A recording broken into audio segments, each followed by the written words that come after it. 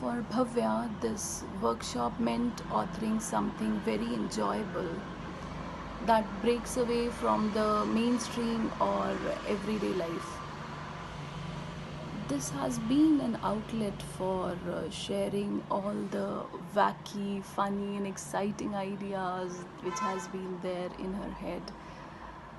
She has been very good at creating stories from a very young age, but putting it to writing and creating a fictional piece has, I think, helped her a lot in this workshop.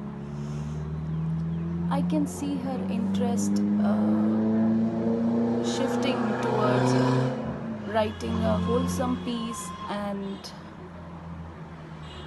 writing rather than writing a line about a given topic, which has been the case earlier.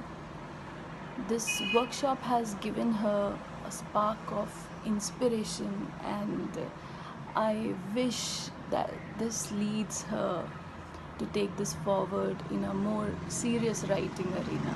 Thank you.